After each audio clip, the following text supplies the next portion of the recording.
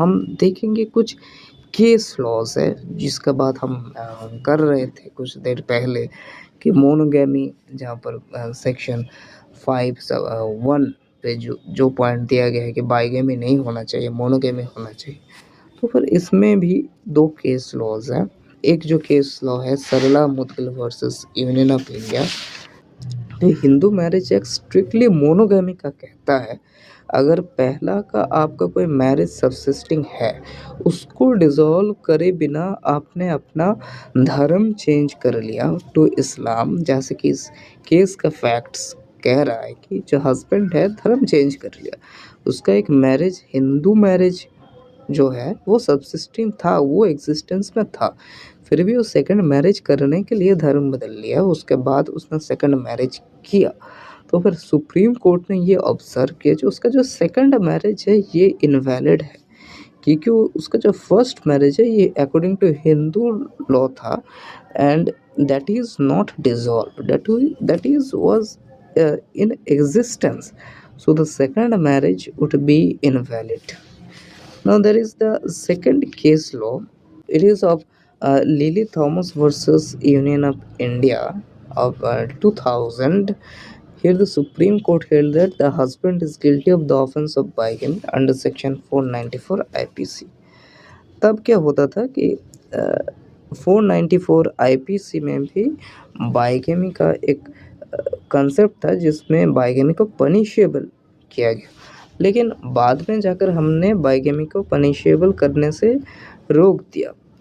हम देख रहे थे बहुत सारा कॉम्प्लिकेशंस आ रहा है, तो बाइगेमी का हम पनिशेबल नहीं किया, rather than that it is still bigamy is still a point of divorce because that will enable the aggrieved party to get a divorce against his or her spouse if his or her spouse is doing the second marriage. So this is how we are tackling these things. And um, there is for section 7 we have a case law Bhairav Shankar Lokhandi versus state of Maharashtra, जिसमें हमारा पूरा focus सलमनाइजेशन में था। हमने क्या किया कि section 7 में जो पॉइंट है, इस सलमनाइज्ड एक वर्ड है, इसमें हमने पूरा फोकस अपना लगाया एंड इस केस लॉ में बताया कि any marriage is solemnised when the marriage is performed in proper ceremony and in due form. Section 7 बात करते हैं कि सेरेमनीज ऑफ मैरिज कितना इम्पोर्टेंट है, कि अगर हमने proper ceremony and proper due form या प्रॉपर फॉर्म में मैरिज को परफॉर्म किया है, इसी का मतलब है कि मैरिज सेलेब्राइज्ड हुआ है।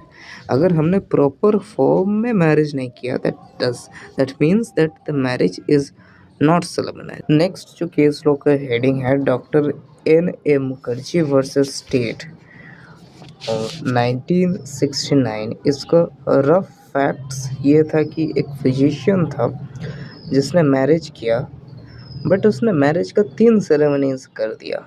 एक तो कि उसने मून सेरेमनी, दूसरा एक्सचेंज ऑफ गार्लैंड का एक सेरेमनी कर दिया एंड तीसरा गुरु ग्रंथ साहिब का सामने उसने मैरिज किया। तो फिर जो मैरिज का 3 सेरेमनी उसने परफॉर्म किया, किसी भी सेरेमनी में उसने अपना कस्टमरी राइट्स एंड रिचुअल्स सही ढंग से ड्यू फॉर्म से फॉलो नहीं किया। It should be a proper ceremony and उसके लिए एक सेरेमनी ही काफ़ी है according to section 7 of the Hindu marriage act. तो इसमें कोर्ट ने ये ऑब्जर्व किया कि ये एक वैलिड मैरिज नहीं है, क्योंकि instead of proper ceremony and due form उसने 3-4 सेरेमनी कर ली।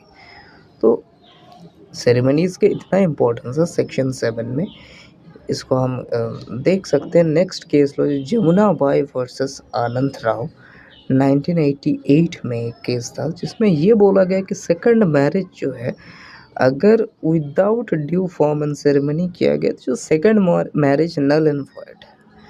अगर एक पार्टी का एक मैरिज हुआ है, जो पहला मैरिज वैलिड मैरिज है, लेकिन उसने फिर से किसी दूसरे पर्सन के साथ सेकंड मैरिज किया, बट जो दूसरे पर्सन के साथ उसने सेकंड मैरिज किया उसका जो ड्यू फॉर्म एंड सेरेमनी में नहीं किया, ड्यू फॉर्मल सेरेमनी में नहीं किया, इसीलिए that marriage, second marriage will not be valid marriage.